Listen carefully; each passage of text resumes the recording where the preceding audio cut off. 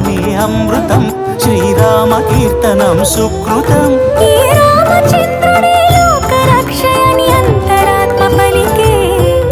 జగదానందకారక జయ జానకి ప్రాణనాయక శుభ స్వాగతం ప్రియ పరిపాలక జగదానందకారక జయ జానకి ప్రాణనాయక శుభ స్వాగతం ప్రియ పరిపాలక